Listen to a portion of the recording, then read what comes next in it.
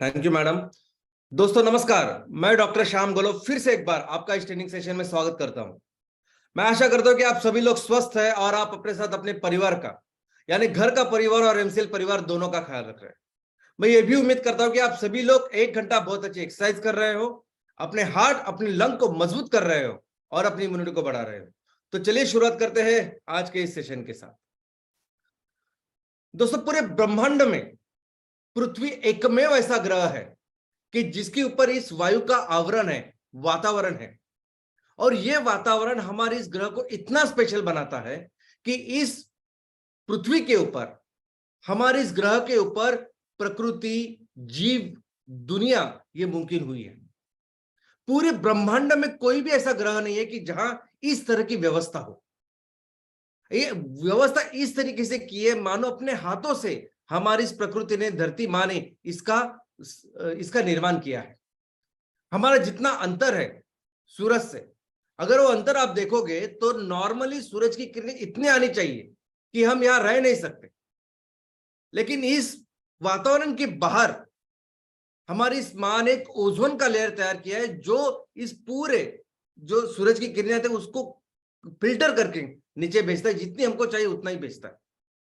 दूसरा, हमें जो हवा लगती है, ऐसी मनुष्य को नहीं, हर जीव को जिस तरह का हवा में जो चीज लगती है, ऑक्सीजन लगता है, कार्बन डाइऑक्साइड लगता है, नाइट्रोजन लगता है, तो ये जितना लगता है उतना अच्छी तरह से अच्छा बैलेंस में इस धरती माँ ने हमारी इस धरती के ऊपर, इस ग्रह के ऊपर तैयार करके रखा है।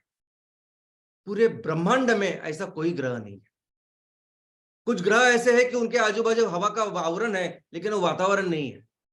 वह ऐसे गैसेस है, हाइड्रोजन और हीलियम, जो हम जिससे सांस नहीं ले सकते, जहां जिंदा नहीं रह सकते। हमारे यहाँ जो वातावरण है लगभग 3000 किलोमीटर का है। पृथ्वी की जो त्रिज्या या रेडियस है वो 6500 किलोमीटर है।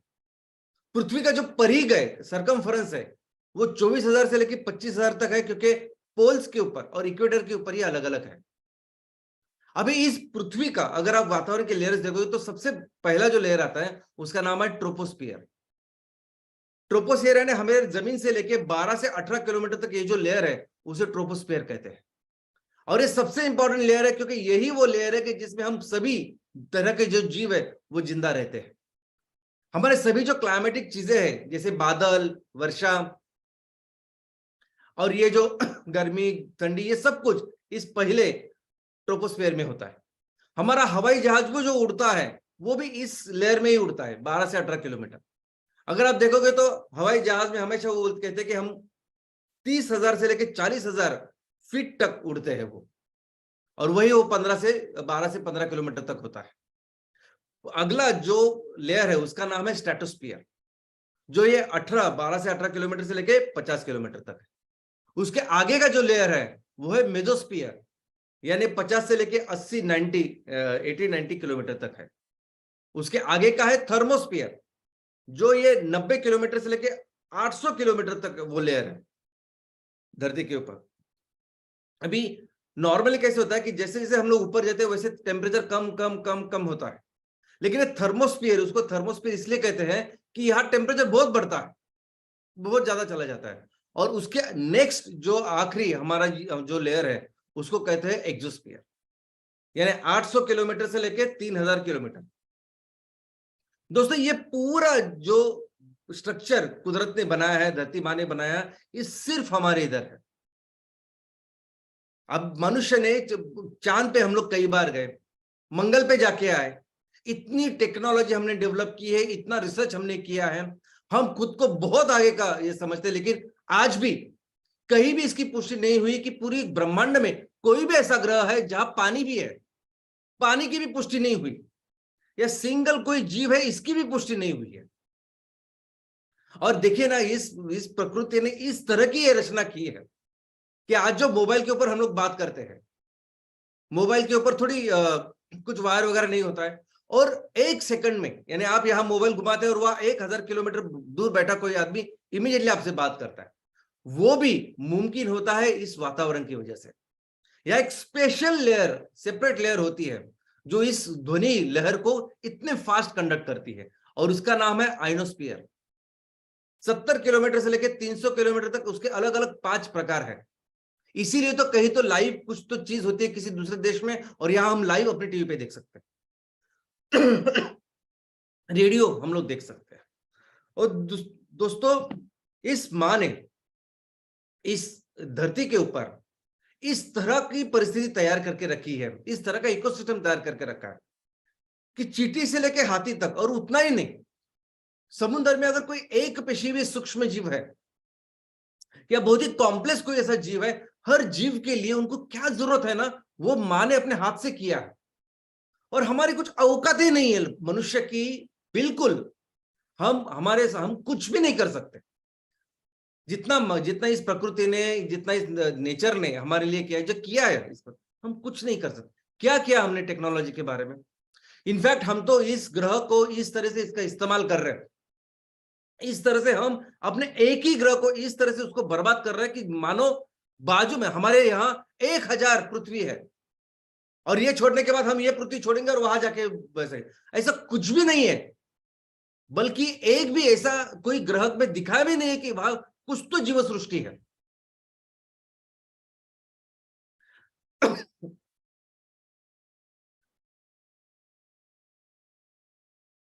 जितना भी रिसर्च हमने किया है, ये जितना भी हम जो टेक्नोलॉजी की बात करते हैं, सबसे डेवलप्ड चीज की बात करते हैं, क्या क्या हमने, वहां अमेरिका में कुछ ऐसी कंपनियां जो भी स्पेस टूरिज्म में है, यानी क्या करती है कि जैसे हम हवाई जहाज में एक जगह बैठते हैं और दूसरी जगह जाते हैं, वैसे उन्होंने क्या किया कि आपको वो रॉकेट में बिठाते हैं, और रॉकेट से फिर वो वातावरण के जो लास्ट लेयर है वहां तक लेके जाते हैं, और फिर से लेके आते हैं।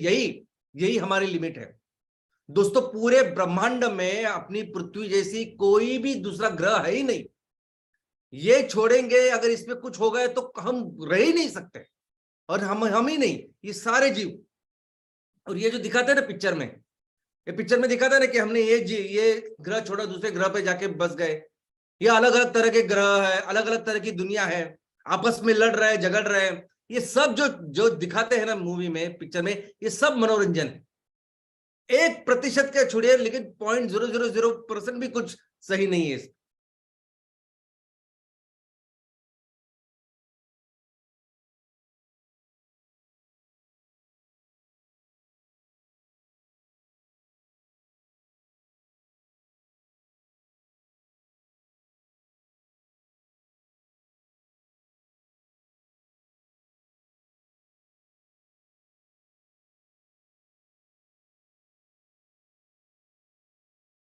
और ऑक्सीजन छोड़ता, पानी में आने अलग रिक्वायरमेंट। तो ये जो आप जिस प्रदेश में रहते हो, जिस देश में रहते हो, जिस जिले में रहते हो, जिस प्रदेश में रहते हो, वहां की हवा कैसी है, वहां की हवा कैसे है, वो ये दिखाते हैं कि आप अपने आजू बाजू की जो जो पर्यावरण है या पर्यावरण संतुलन है, इसका कितना ख्याल रख रहे हैं। ये हवा बताती है कि आप कितना ख्याल रख रहे हो इस प्रकृति का, और इस प्रकृति का एक खुद का सिस्टम है। अगर हमने कुकर्मों से इस हवा को खराब भी किया, तो प्रकृति का अपना एक सिस्टम है कि वो इस हवा को फिर से प्यूरिफाई करता है, फिर से अच्छा करके रखती है। और यही यही अच्छा करने के लिए, इस हवा को फिर से शुद्ध करने के लिए, तो उसने इस पृथ्वी के ऊपर 71% पानी बनाया। इसलिए उसने इस पृथ्वी के ऊपर जंगल बनाए, ताकि अगर हमने कुछ खराब गंदगी भी की तो भी वो साफ करे और फिर से शुद्ध हवा हमें लाके रखे।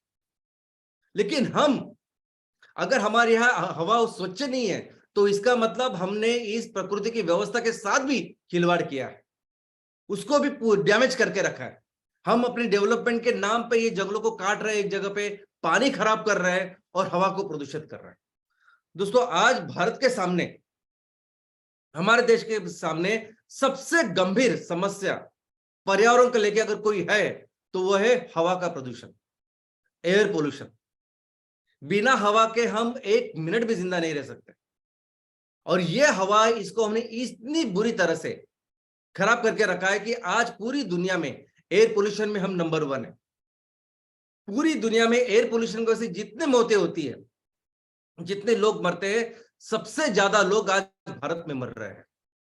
एयर पोल्यूशन जैसी एयर, जिस जगह पे आप रह रहे हैं, वहां की जो हवा है, वो ये दिखाती है कि वहां कितने बड़े पैमाने में हम जीवाश्म ईंधनों को जला रहे हैं, हम उस पावर प्लांट को कितने खराब क्वालिटी का कोल का हम लोग इस्तेमाल कर रहे हैं, हम कैसे हमारे शहरों का कचरा, गांव का कचरा, बायोमास, हम इसको ऐसे ही जला रहे हैं और इस हवा को और बर्बाद और खराब करते जा रहे हैं। और यही यही रिजल्ट है कि हम पूरी दुनिया में जो सबसे खराब ऐसे 50 जो शहर है प्रदूषण में सबसे खराब, दुनिया में जो 50 शहर है उसमें से 39 भारत के हैं। जो पहले 20 शहर है जो सबसे खराब, सबसे प्रदूषित है, उसमें से 13 भारत के हैं। रिपोर्ट तो यह कहता है कि भारत में जो लोग रहते हैं, जिनको मिनिमम जो अच्छी शुद्ध हवा मिलनी चाहिए, जो स्टैंडर्ड है, बहुत अच्छी तो छोड़ दीजिए, जो स्टैंडर्ड है उस स्टैंडर्ड के नीचे 92% लोग रहते हैं भारत के। 92%। अभी हमारे यहाँ जो ग्रामीण जनता है, आधे लोग हमारे गांव में रहते हैं। अगर आप कहते हैं कि प्रदूषण सिर्फ होता है उस गाड़ियों की वजह से, प्रदूषण सिर्फ होता है कंस्ट्रक्शन की वजह से, तो गांव वाले जो लोग हैं वो क्यों ऐसे इस कंडीशन में रह रहे हैं?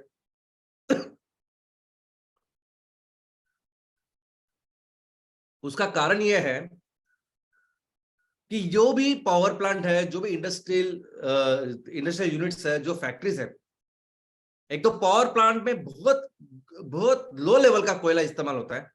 इंडस्ट्री में, इंडस्ट्री वालों का काम होता है कि पैसे बचाना और प्रॉफिट ज्यादा करना, इसलिए वो बहुत ही लो क्वालिटी का ईंधन का इस्तेमाल करते हैं। और यही कारण है कि बहुत ज्यादा धुआं, बहुत ज्यादा प्रदूषण वो निर्माण करते हैं। और दोस्तों इसीलिए ये इतनी ज्यादा जो मौतें हमें दिखाई देती, लेकिन ये सिर्फ मौत या डेथ जो वो लास्ट चीज है। एक जब डेथ होती है तो ऐसा समझिए कि उसके पीछे 50 से 100 लोग ऐसे होते हैं कि उनको अलग अलग बीमारियां होती है।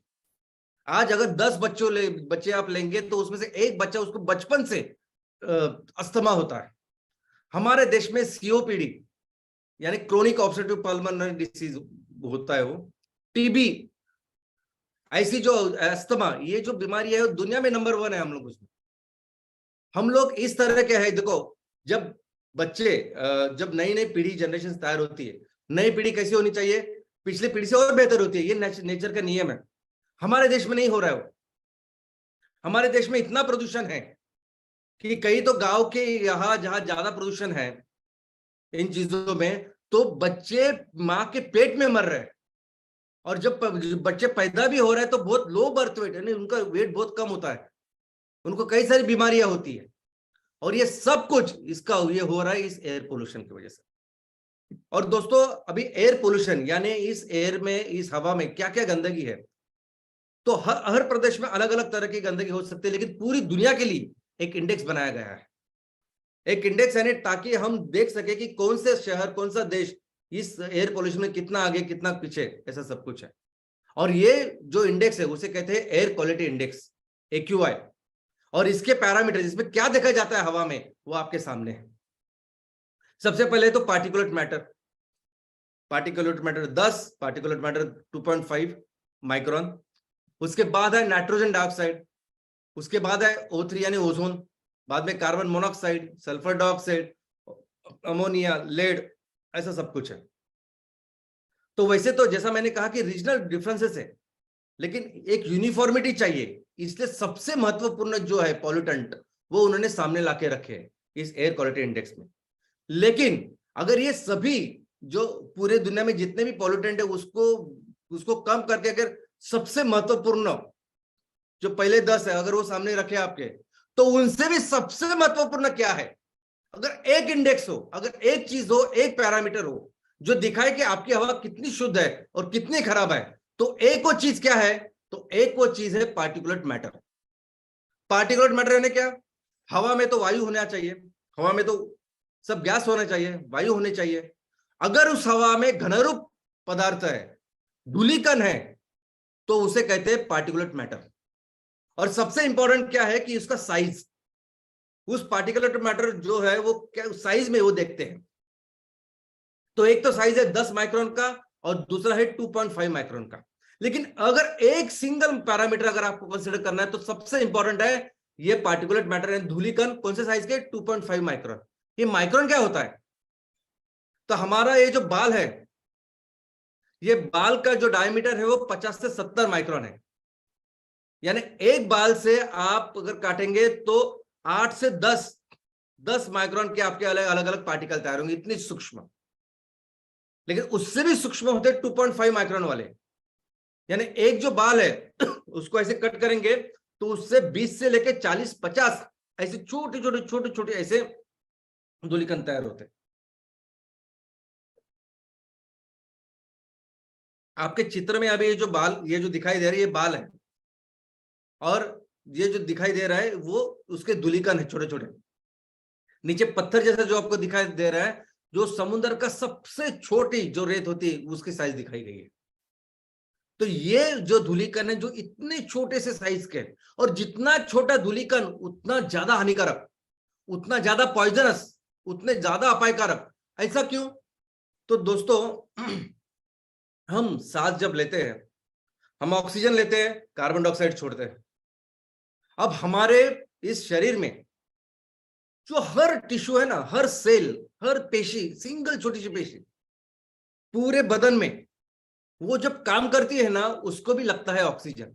वो कोई भी पेशी, यानी वो लिवर की हो, स्प्लीन की हो, किडनी की हो, कोई भी हो, वो क्या करती है? पेशी लेती है ऑक्सीजन, छोड़ती है कार्बन डाइऑक्साइड।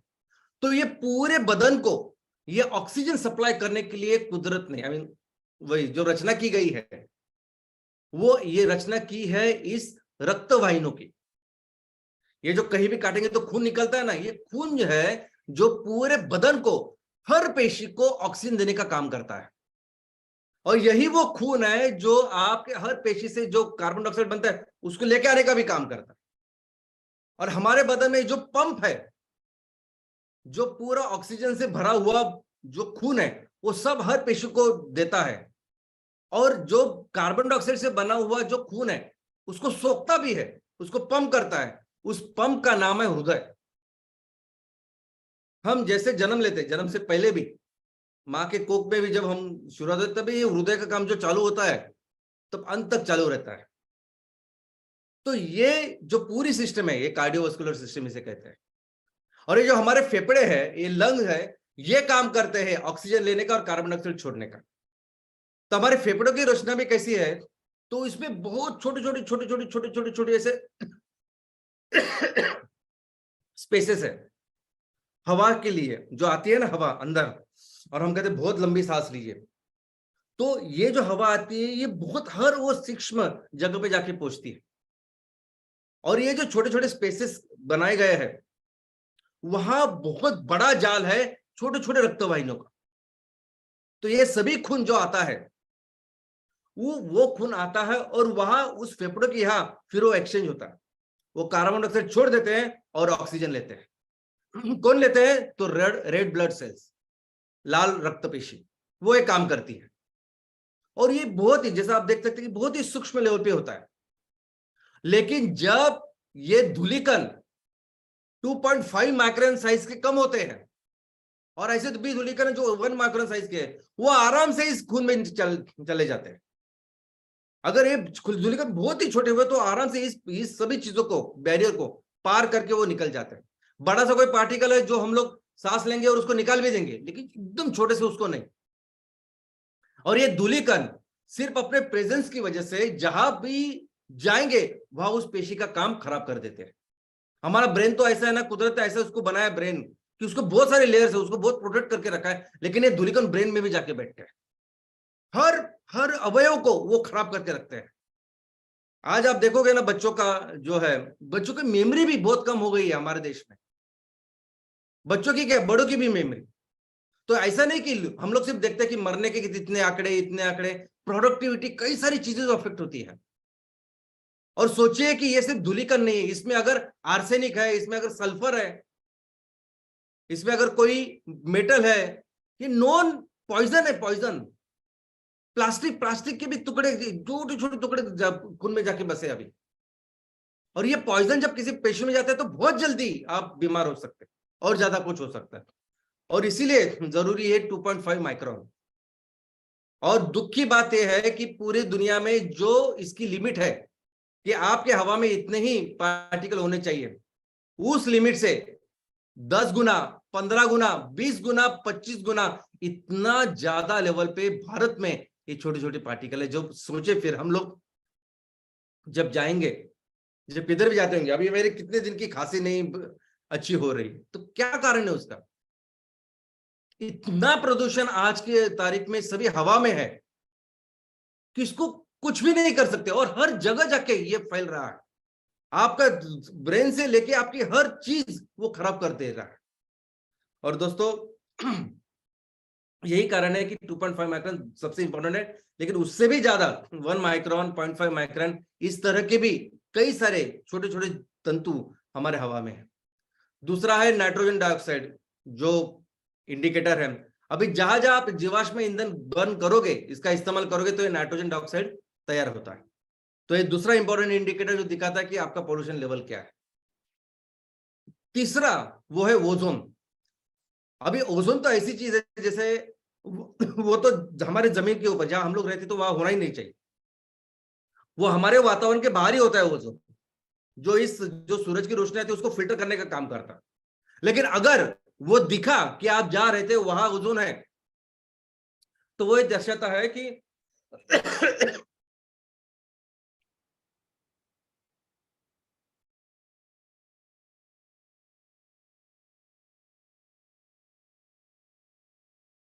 तो ये ओजोन ये दर्शाता है कि आपके यहाँ पोल्यूशन का लेवल बहुत ही ज्यादा है।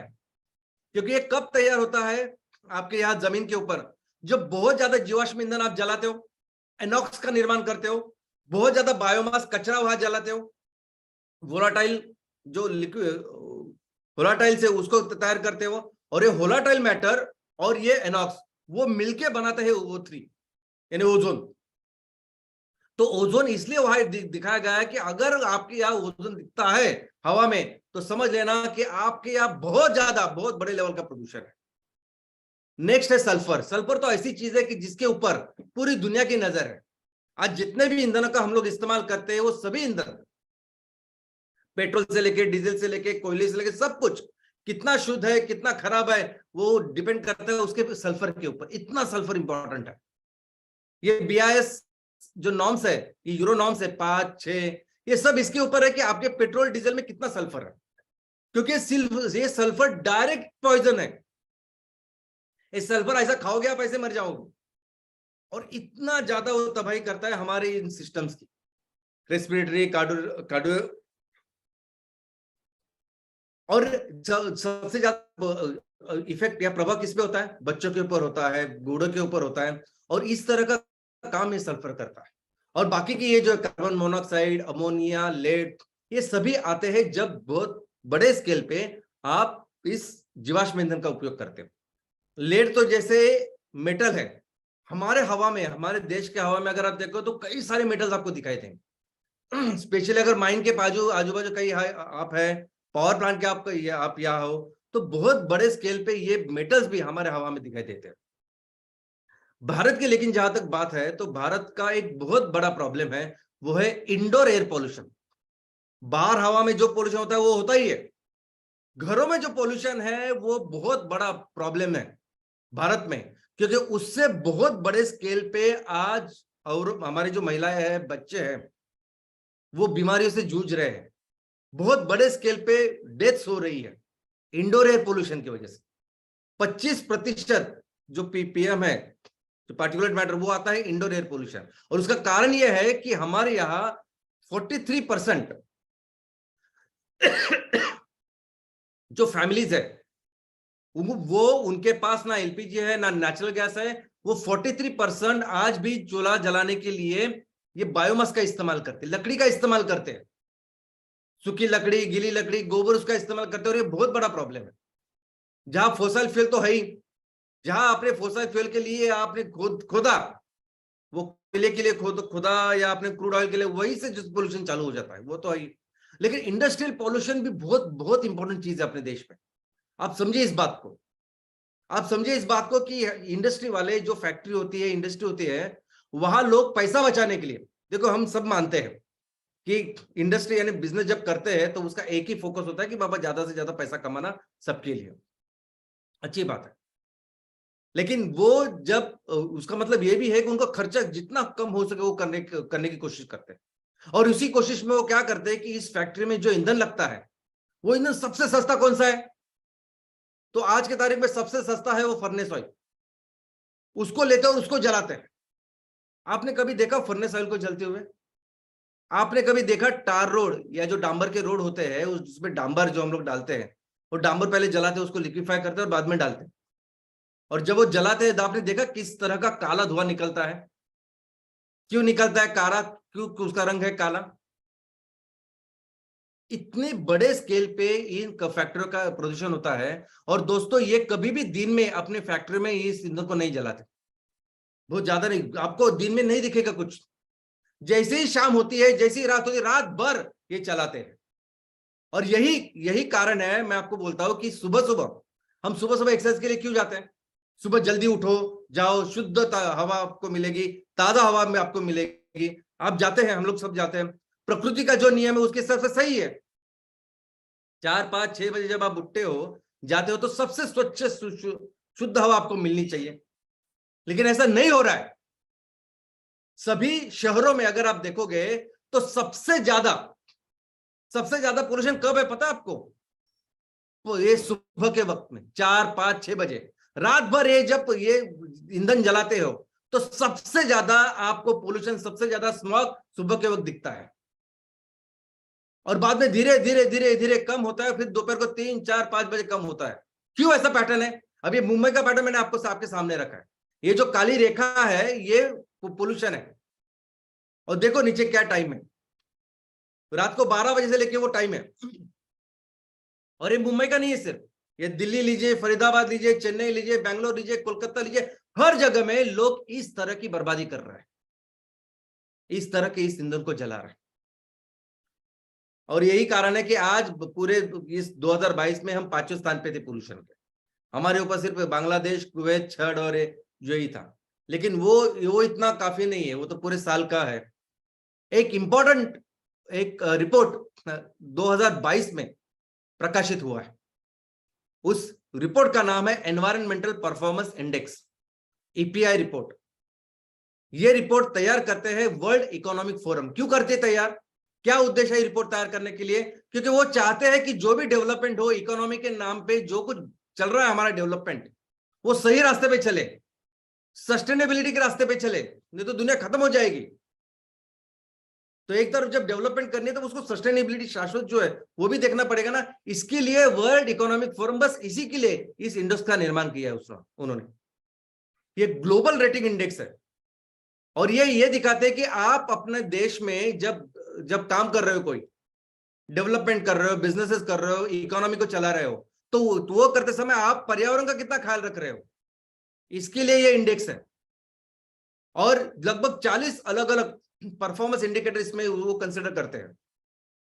सबसे अच्छी बात यह है ना कि वो इसके ऊपर नहीं ये इंडेक्स बनाते कि आपने पॉलिसीज क्या की, आपने 10,000 करोड़ इसके लिए डाले, 5,000 करोड़ इसके लिए डाले, उसको नहीं देखती वो देखते कि उसका परिणाम क्या है। जो भी कुछ आप कर रहे हैं हमको उससे नहीं, क्या परिणाम है, आपके हवा की क्या गुणवत्ता है, ऐसे अलग अलग 40 चीजें हैं। उनका ऑब्जेक्टिव है कि क्लाइमेट चेंज परफॉर्मेंस आप लेके बेटर करें, एनवायरनमेंट जो के उसकी हेल्थ है उसको बेटर करें, और इकोसिस्टम है उसका सबसे इंपॉर्टेंट ख्याल रखें तब, क्योंकि इकोसिस्टम है तो हम लोग हैं। 180 देशों के को पकड़ के ये अहवाल प्रकाशित होता है। हर 2 साल में ये अहवाल होता है, ये प्रकाशित होता है। और इस साल अभी 2022 में ये प्रकाशित हुआ। और इसका रिजल्ट ये है कि 180 देश में सबसे बॉटम में अगर कोई देश है तो वो है भारत। हमारे आजू बाजू के जितने भी देश है, छोटे से लेके बड़े से लेके कोई भी, वो हमसे ऊपर है। इतना एनवायरनमेंट परफॉर्मेंस में हम ऐसे हमें आखिरी है। तो सोचिए क्या परिस्थिति है। और दोस्ती यही है कारण कि हमने इस एमसीएल की स्थापना की है। यही चेंज करना है। हम पहले बहुत सारे साल हमने तो एनजीओ जैसे काम किया, मैंने, मेरी टीम ने, और बाद में जब बिजनेस का निर्माण किया, इसीलिए इसको चेंज करने के लिए ही हमने एमसीएल की स्थापना की। ये प्रॉफिट करना, ये वैल्यूएशन करना, कंपनी को बेच के बहुत सारे पैसे कमाना, ये बिल्कुल हमारा मकसद नहीं है इसके पीछे। हमें पता ही है क्या इनफैक्ट, और ये पिछले 20 सालों में हम लोग देख रहे हैं कि ये परिस्थिति और गंभीर दिन ब दिन होती जा रही है और हमको कंपलसरी इसको बदलना है। अभी क्या कारण है कि इसके वजह से एयर पोल्यूशन होते हैं, हमने देखे। अब ये दिल्ली के कारण है अलग अलग, वैसे हर सिटी के आपके अलग अलग कारण है।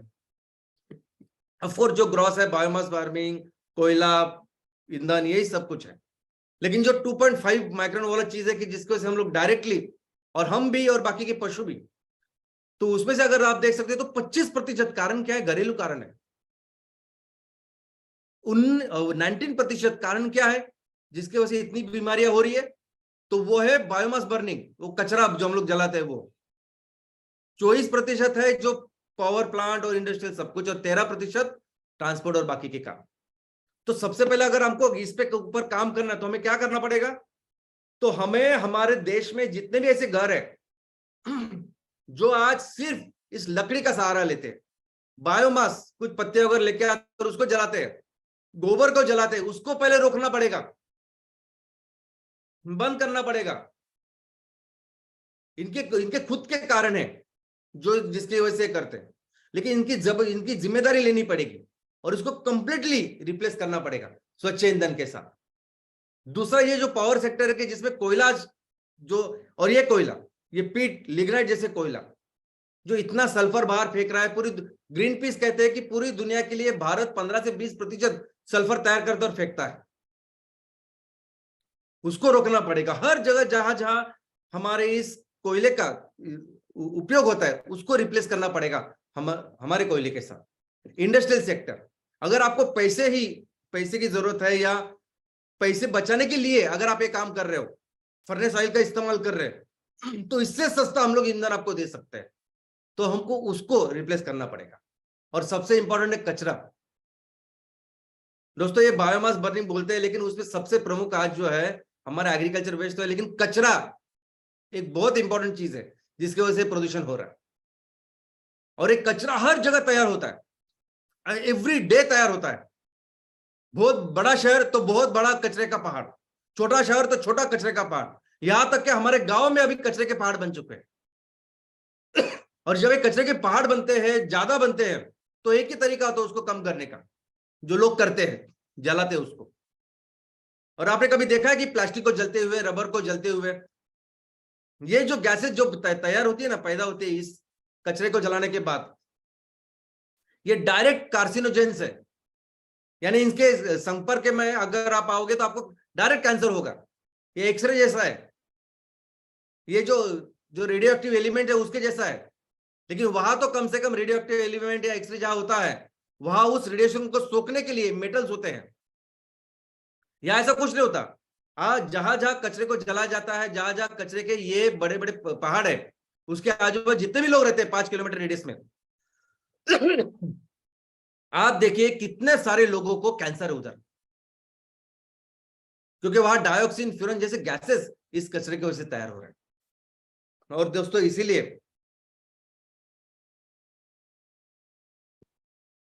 पहला सॉल्यूशन हम लोग लेके आ रहे हैं दुनिया के लिए, और वो है एमकोल। मैं आपको बता दूं कि ये कुकिंग सिस्टम जो है, अगर इसको भी हमने इमीडिएटली अर्जेंट बेसिस पे रिप्लेस किया, पहले तो 43% जो लोग हैं, 43% जो हमारे भारत में रहने वाले जो परिवार है, वो सिर्फ और सिर्फ बायोमास और गोबर जला रहे हैं। उसको पहले बंद करना होगा, और हम लोग उसको बंद कर सकते हैं इस हमारे एमकोल के साथ।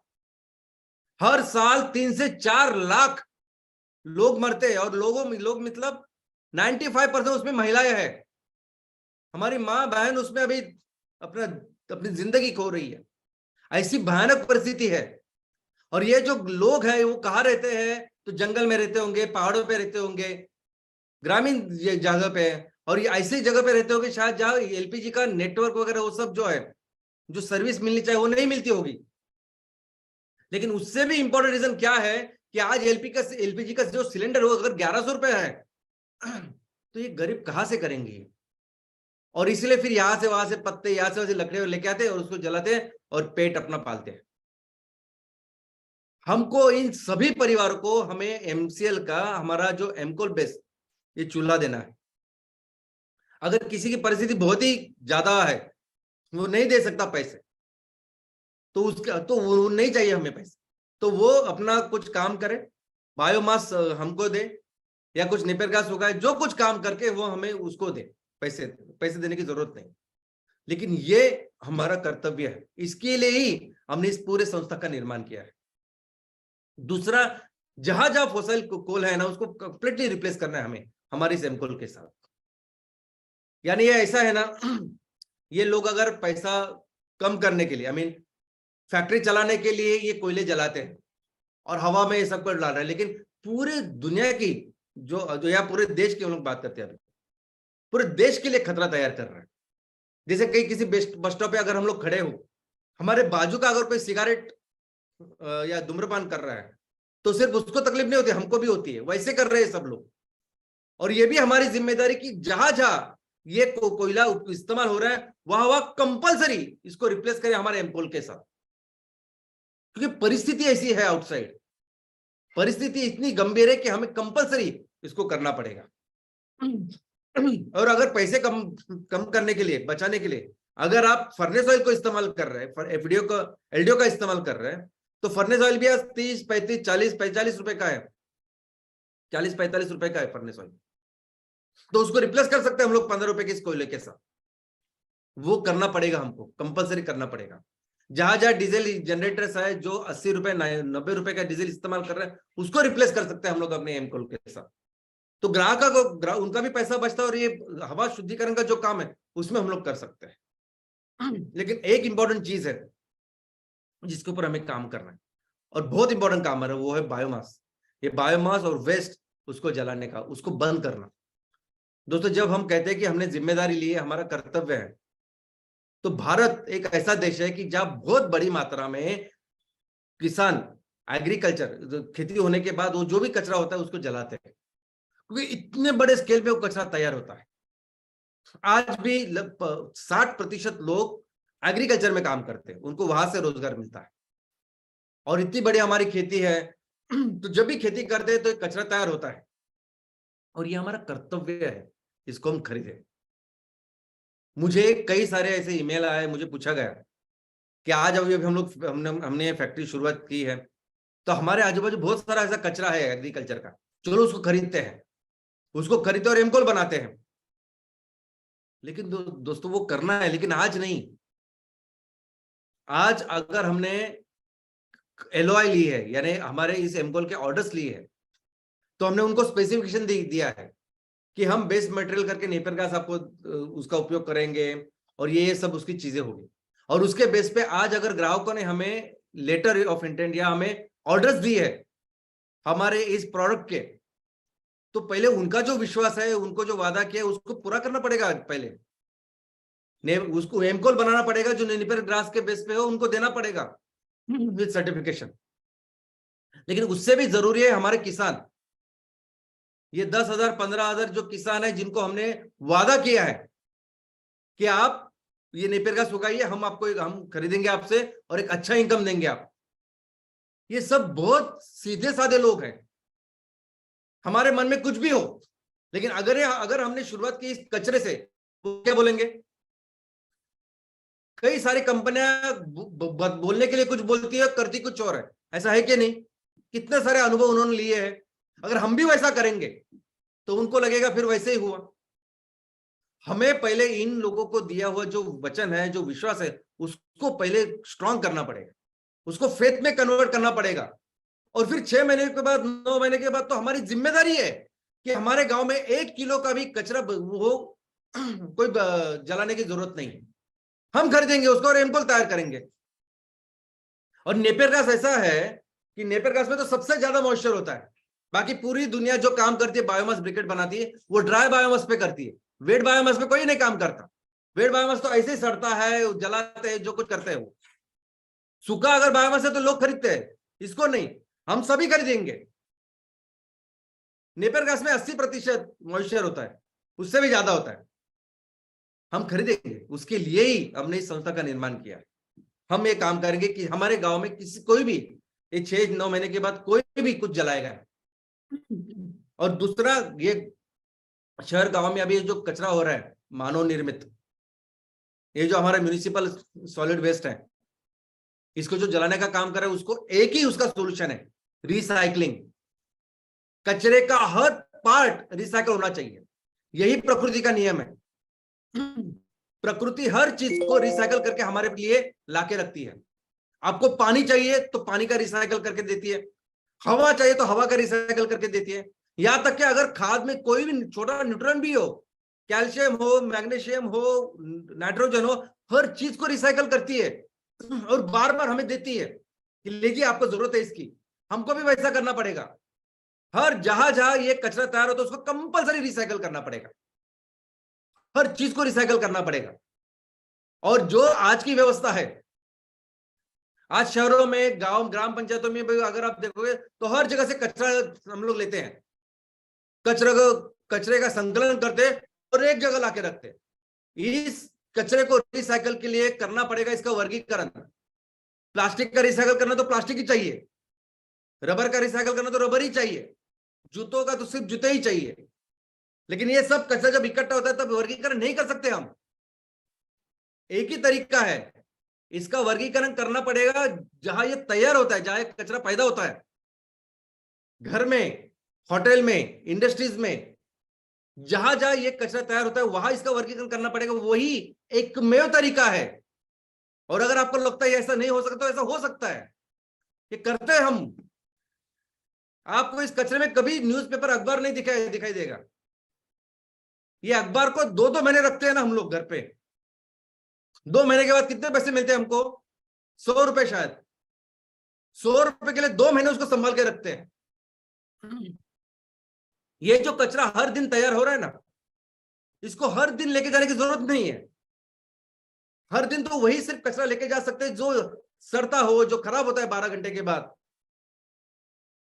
और अगर शहरों में रह रहे हो, आपको पता है कि बायोगैस वहां यूनिट नहीं लगा सकते, तो कंपोस्ट लगा देंगे, खाद तैयार करेंगे, जो कुछ है वो।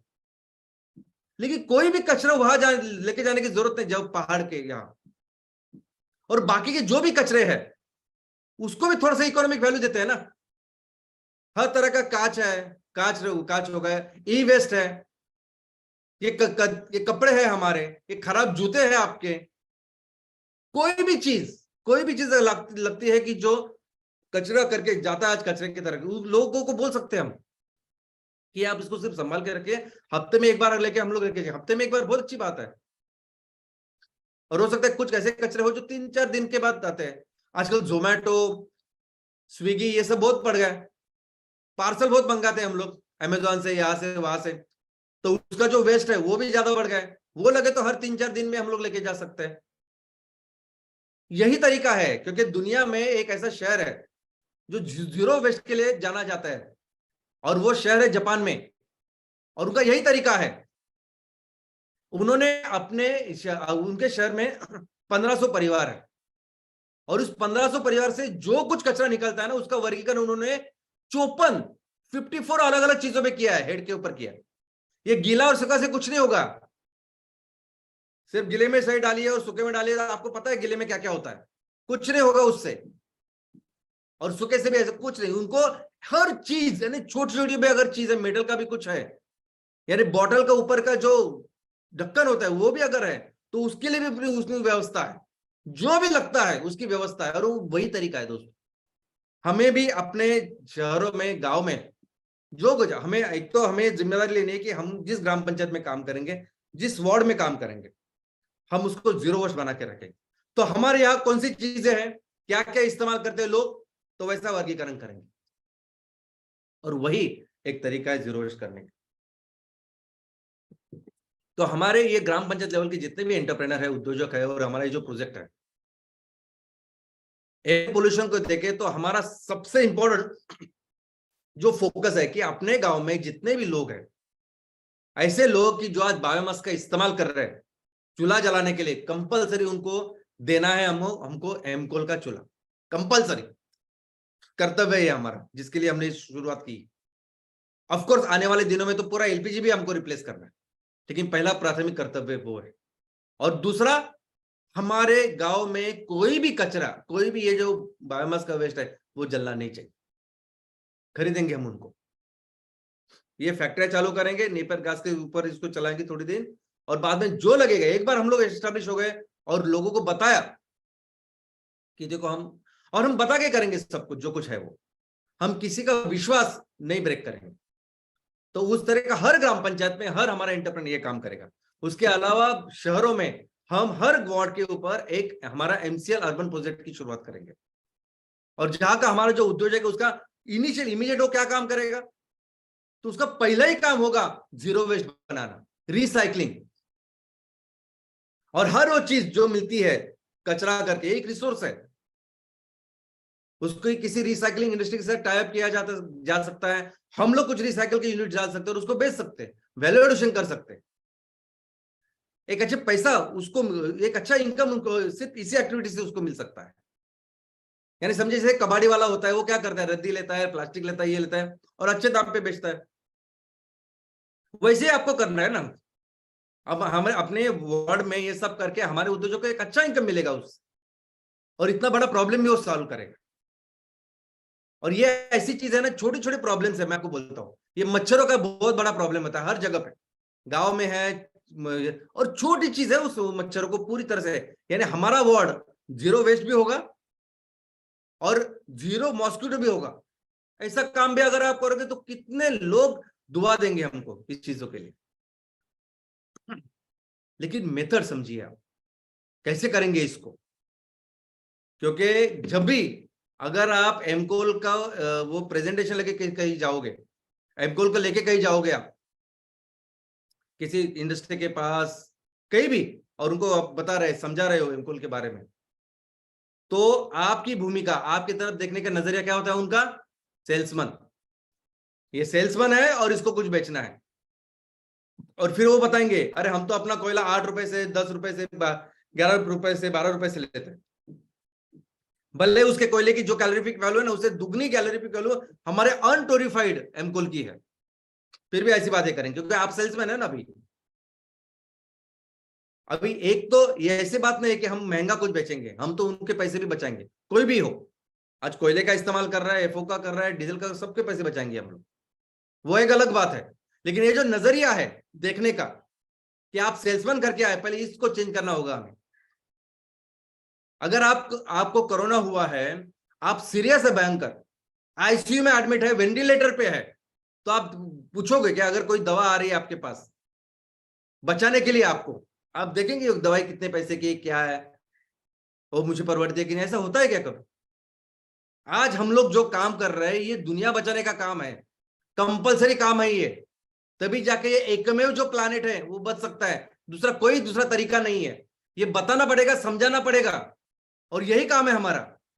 कुछ बेचने नहीं जा रहे हम लोग किसी के पास, एमकोल का जो भी काम कर रहे हैं आप, मैं, हम सभी लोग, ये दुनिया बचाने का काम कर रहे हैं हम लोग, और लोगों को समझना चाहिए ये कि हम लोग क्या काम करके, और ये कैसे समझाएंगे उसका एक ही तरीका है, और वो तरीका है जब वो जो लोग खरीदार है वो इस आंदोलन का हिस्सा बने, उनको भी समझ में आएगी कितने जरूरी है ये काम करना, कितनी भयानक परिस्थिति आज बाहर है। ये एक में पूरे ब्रह्मांड में एक में ये ग्रह है, ये पृथ्वी है जिसके ऊपर एक जीवन है, ये दुनिया है, और सिर्फ हमारी नहीं सबकी, और कंपलसरी कंट्रीब्यूट करना चाहिए इसके लिए, इसको बचाने के लिए। और ये this is the only way, यही काम करना है, आपको कहीं यहां वहां घूमने की जरूरत ही नहीं है एमकोल को बेचने के लिए। ये आंदोलन तैयार करिए आप, पूरी जनता आपके साथ होगी। और दोस्तों ये करने का सिर्फ एक ही तरीका है, और वो है सैटरडे सेशन, दूसरा कोई तरीका नहीं है। परिस्थिति इतनी भयानक है बाहर कि हर दिन वैसे तो करना चाहिए हम लोगों ने सैटरडे सेशन, इतनी भयंकर परिस्थिति है। लेकिन मैं कहता हूं हफ्ते में एक बार अपने इस ग्रह के लिए, अपने इस दुनिया के लिए, पृथ्वी के लिए, इस हवा के लिए, गांव के लिए आपको खड़ा होना चाहिए, इफेक्टिव सैटरडे सेशन करने चाहिए आपने। अगर तहसील के लेवल पे हो तो तहसील में आज तो कितना मुमकिन हो गया है कि वो व्हाट्सएप है, फेसबुक है, आप टारगेट कर, आपके तहसील में हर जन को समझ सकता है कि एक तो ये कोई बंदा है जो हर हफ्ते या ऐसे अच्छे काम के लिए कुछ करता है। 1 2 4 5 10 15 जब आपके होंगे वीकली, जब आप रेगुलरली करोगे दिल से, आपको पता नहीं आप क्या करोगे। तहसील में कितने इंपॉर्टेंट जगह है, वहां बोर्ड लगाइए एक परमानेंट। इस हफ्ते का जो सैटरडे सेशन है उसका ये विषय है, विषय भी लगे तो आप एक रखिए जैसे मैं रखता हूं, सुजलाम सुफलाम, जो भी आपको लगता है अपने तहसील की इंपॉर्टेंस वैसे रखिए। हर ग्राम पंचायत में कंपलसरी सैटरडे सेशन होना चाहिए, कंपलसरी। अभी इस एक ग्राम पंचायत में कितने नुक्कड़ रहेंगे, कितने चौक रहेंगे, रखिए ना 2-4 बोर्ड कंपलसरी कि हर शनिवार शाम को 7 बजे हम लोग यहां मिलते हैं गांव के विकास के लिए। जो भी सोमवार रविवार जो भी रहेगा वो हर वार्ड में कितने सारी चीजें, कितनी सारी जगह रहेगी बताइए। 4-5 जगह रहेंगे तो उस 4-5 जगह पे रखो ना आप अपने बोर्ड कि करते हैं हम लोग, है ऐसे कि जो इसके लिए तैयार हुए और इसके लिए ही काम करते हैं। देखिए आज शाम को ये डॉक्टर बात करने वाले, ये वकील बात करने वाले हैं, या जो भी कोई समाज सुधारक वो बात करने वाले, वो गांव के लिए कुछ बोलने वाले हैं। सिर्फ ये 2-3 महीने करिए, आप समझेंगे कि आप क्या कर रहे हो, किस तरीके से लोग आपके साथ जुड़ेंगे। लेकिन वो स्ट्रांगली करना पड़ेगा। देखो स्ट्रांगली यानी रिलीजियसली करना पड़ेगा, यानी एक कंपलसरी जो रिचुअल है, जो कंपलसरी यानी डेडिकेशन के साथ उसको करना पड़ेगा। अभी देखो मैं अपनी परिस्थिति आपको बताता हूं, मैं हर हफ्ते यानी चाहे वो दिवाली हो, ईद हो, कोई भी दिन हो, मैं हर हफ्ते हर शुक्रवार को यहां रहता हूं आपके साथ, और जो कुछ चीजें आपके सामने रखता हूं मैं, और आपके सामने जो कुछ करता हूं वो भी आपके सामने है। कॉम्प्रोमाइज नहीं करते हम लोगों के साथ, बाकी की कंपनी जैसा काम भी नहीं करते हम ना। हम अपने कंपनी को बेचते हैं, पैसों के लिए कुछ करते हैं, वैल्यूएशन के लिए कुछ करते हैं, या किसी को खुश करने के लिए कुछ, ऐसा कुछ नहीं करते। सिर्फ अपने लोगों के बारे में पहले सोचते हैं और वैसे काम करते हैं। हर हफ्ते सिंसियरली जो भी चीजें वो आपके सामने रखता हूं मैं, और इसी की वजह से आज ऐसी परिस्थिति है कि आज ये पूरी जो एमसीएल की फैमिली बनी हुई है ना, इस तरह से बनी, लोग इतने डेडिकेटेडली काम करते हैं कि अगर उनके बारे में जब मैं सुनता हूं तो बहुत इमोशनल हो जाता हूं। किसी भी ऑर्गेनाइजेशन में, किसी भी कंपनी में प्रॉफिट के लिए, पैसे के लिए कोई भी ऐसा काम नहीं करेगा, ऐसे लोग काम करते हैं। इस 26 जनवरी को कई जगह से मैंने देखा कि किस तरह से लोग, यानी ये पैसा बिजनेस है ही नहीं, ये सिर्फ काम कर रहे हैं उस मिशन के लिए, उस विजन के लिए। ये काम कर रहे हैं हमारी इस धरती माँ के लिए, अपने किसानों के लिए, और क्या काम कर रहे हैं। और मैं आप सभी का सबसे पहले तो बहुत आभारी हुई, लेकिन मैं बहुत धन्यवाद देता हूं उस माँ को भी, उस प्रकृति को, कि जिसने हम सबको मिला और इतने एक बहुत बड़े फैमिली का निर्माण किया। और ये क्यों हुआ? क्योंकि हर हफ्ते मैं आपके यहां सामने रख के ये सैटरडे सेशन करता हूं, और एक ऐसा अनुभव, यानी किस तरह से लोग जुड़े हुए हैं, एक ऐसा अनुभव अभी 2 दिन पहले मुझे आया। दोस्तों 2 दिन पहले हमारी ये 2 एमसीएल विलेज एंटरप्रेन्योर एमवीपी के ओनर कर्नाटक से, बदामी तहसील से मुझे मिलने के लिए आए मुंबई ऑफिस में। अनफॉर्चुनेटली मैं नहीं था, और मैं सबके सामने उनकी माफी भी मांगता हूं, माफी भी मांगना चाहता हूं, और दिलगिरी भी व्यक्त करता हूं कि मैं उनसे मिल नहीं सका। लेकिन क्या आप सोच सकते हैं, ये 2 हमारे जो उद्योजक है, पहले है डॉक्टर रघुवेंद्र रामदुर्ग, उनके ग्राम पंचायत है मोहम्मदगिरी, और दूसरे है मिस्टर प्रशांत भाजंत्री, उनका ग्राम पंचायत है कित्तली। ये दोनों ही कौन से तहसील से है? बदामी तहसील से। जिला कौन सा है? बागलकोट, कर्नाटक। इतनी दूर से ये दोनों जब आए, तब सिर्फ ये दोनों नहीं आए, अपने साथ उन्होंने इतनी सारी सब्जियां लाई। उन्होंने अपने खेतों में तैयार की हुई 100% ऑर्गेनिक सब्जियां, इतने बड़े, हमें इतना लाया कि क्या बताऊं मैं आपको। सब लोग देख के थक हो जाते थे कि इतनी सारी कैसे लाई इन दोनों ने। ऐसे नहीं गाड़ी में डाल के, ट्रेन से आए इस दोनों। और उन्होंने 4 साड़ियां भी लाई, जो कर्नाटक में घर में तैयार होती ना, ऐसी साड़ियां। एक मेरी माँ के लिए, मेरा आई के लिए, एक प्राची मैडम के लिए, एक लवेश सर के फैमिली के लिए, और एक मंगेश सर के फैमिली के लिए। अभी कौन करता है? इनके साथ उन्होंने जिंदा 2 मुर्ग भी लाए, अच्छे देसी मुर्ग। कौन करते हैं मुझे बताइए? कौन सी कंपनी है, कौन सी ऑर्गेनाइजेशन है, किसमें ऐसा सब कुछ होता है? यानी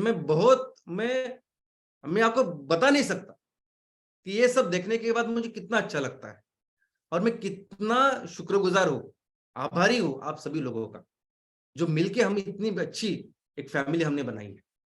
और दोस्तों ये सभी मुमकिन होता है सिर्फ और सिर्फ सैटरडे सेशन की वजह से। ये एक आंदोलन है और आपको सिर्फ ये आंदोलन करना है। एक जगह पे खड़े रहिए, आप एक जगह पर खड़े रहिए और बताइए लोगों को कि मैं अपने इस किसानों के लिए, अपनी धरती के लिए बस खड़ा और ये काम कर रहा हूं, जैसे संतों ने किया। ये मार्केटिंग हमारी हमारी परंपरा इसमें भी है ना। संत हर राज्य में है, किसी धर्म के लिए नहीं, लोगों के लिए पूरी जिंदगी भर उन्होंने प्रचार किया, अच्छी अच्छी चीजें लोगों को बताई। वैसे एक मकसद छोड़ के, जब एक मकसद लेके अगर आप खड़े रहोगे ना, तो दोस्तों हमारे समाज में कई सारे ऐसे लोग हैं जिनको पता है कितना बड़ा प्रॉब्लम है, जो चाहते हैं इसके लिए कोई तो खड़ा हो, काम करे कुछ। उनको पता नहीं कि क्या तरीका है इसको रोकने का, वो तो तरीका सोल्यूशन नहीं है किसी के पास, लेकिन बहुत सारे लोग मिलेंगे आपको। जब पे काम करने लगेंगे तो पावर प्लांट पे कोई मैनेजर के लेवल पे काम करेगा, कोई कर रहा हो ना, वो खुद से आपको कांटेक्ट करेगा। इतने स्ट्रांग है बनाइए ये, जहां जहां लोग करते हैं ना काम, वो खुद से आने चाहिए, सेल्समैन नहीं है हम लोग। आप समझिए इस बात को। ये सैटरडे सेशन, ये आंदोलन तब तक करना है जब आखिरी इंसान, अगर हमारे तहसील में अगर कोई भी जीवाश्म ईंधन का उपयोग कर रहा है, एलपीजी से भी लेके उसको 100% रिप्लेस करना है हमारे इस किसानों ने तैयार किए हुए इस क्लीन फ्यूल के साथ। अगर कोई भी ऐसा 1 इंच भी खेती कर रहा है कैंसर की, केमिकल की, उसको 100% रिप्लेस करना है, और तब तक ये करना पड़ेगा, और तब तक ये हम करेंगे। दोस्तों देखो, अगर हम जिंदा है, हमने जन्म लिया है, तो हमारी फैमिली है, हमारे माँ बाप है, बीवी बच्चे हैं, उनको पालने के लिए हमें पैसे कमाने पड़ते, ये अलग बात है। लेकिन जब आप जीते हो दूसरों के लिए, जब आपके काम की वजह से इतने सारे लोगों के जीवन में फर्क जब पड़ेगा, उनके लिए जब कुछ काम करोगे ना आप, तो उसके जैसा सुख आपको नहीं मिलेगा। और ये सिर्फ लोगों के लिए नहीं है। मैं तो हमेशा देखो, जब प्रकृति की तरफ आप देखेंगे, कई सारे बेजुबान जानवर है ना, कौन उसका ख्याल रखेगा? और अगर हम लोग ऐसा कुछ काम करें कि उनके भी काम आ रहे हैं, उनके लिए कुछ अच्छा काम करें, तो हमारा जीवन ही सफल है। मैं तो कहता हूं ना, ये बहुत बड़ा अवसर ये माँ ने हमको दिया, ये प्रकृति ने हमें दिया, दूसरे के लिए कुछ अच्छा करने की। आपको दिया है, मुझे दिया है, हम सबको दिया है, और इसको दिल लगाकर करेंगे ना, तो सफल हो जाएगा हमारा जीवन। तो मैं चाहता हूं कि मिलके हम इसे करें, मिलके ये पूरी जो परिस्थिति है आज पोल्यूशन की वजह से, एयर पोल्यूशन की वजह से जो